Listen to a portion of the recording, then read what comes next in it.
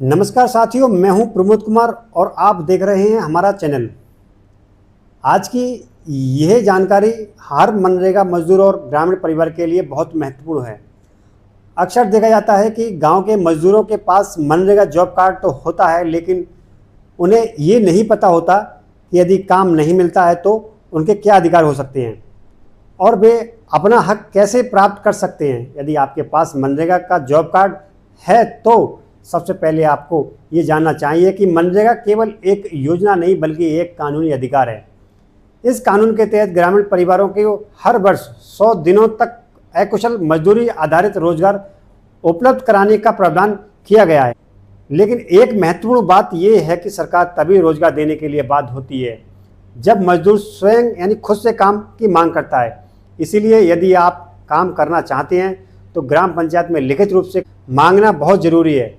जब आप लिखित रूप से काम मांगते हैं तो ग्राम पंचायत या संबंधित अधिकारी को आपको काम उपलब्ध कराने की प्रक्रिया शुरू ही करनी होती है। जब आप लिखित रूप से काम मांगते हैं तो ग्राम पंचायत या संबंधित अधिकारी को आपको काम उपलब्ध कराने की प्रक्रिया शुरू करनी होती ही है। मनरेगा के नियमों के अनुसार काम मांगने की तारीख से 15 दिनों के भीतर रोजगार उपलब्ध कराया जाना चाहिए। अब सवाल यह है कि यदि 15 दिनों के भीतर काम नहीं मिलता तो क्या होगा। ऐसी स्थिति में मनरेगा कानून में बेरोजगारी भत्ता देने का प्रावधान है। यानी यदि मजदूर ने नियमानुसार काम मांगा है और इसके बावजूद से रोजगार नहीं मिला तो वह बेरोजगारी भत्ता पाने का पात्र हो सकता है। लेकिन यह एक बात समझना बहुत जरूरी है कि केवल ये कहना कि हमें 100 दिन काम नहीं मिला पर्याप्त नहीं है। आपको ये साबित करना होगा कि आपने काम की मांग की और उसके बाद भी आपको रोजगार उपलब्ध नहीं कराया गया। इसीलिए जब भी आप काम मांगे आवेदन की एक प्रति अपने पास रखें। यदि संभव हो तो प्राप्ति रसीद अवश्य लें। ये ही दस्तावेज बाद में आपके अधिकारों की रक्षा करेंगे। अब बात करते हैं कि यदि काम नहीं मिलता है तो शिकायत हम कहाँ कर सकते हैं। सबसे पहले आप अपने ग्राम प्रधान से संपर्क करें और उनसे रोजगार उपलब्ध कराने की मांग करें। यदि समस्या का समाधान नहीं होता है तो ग्राम पंचायत सचिव, रोजगार सेवक से मिलें और अपनी स्थिति बताएं। इसके बाद भी यदि रोजगार नहीं मिलता है तो आप खंड विकास अधिकारी यानी बीडीओ कार्यालय में लिखित शिकायत दे सकते हैं।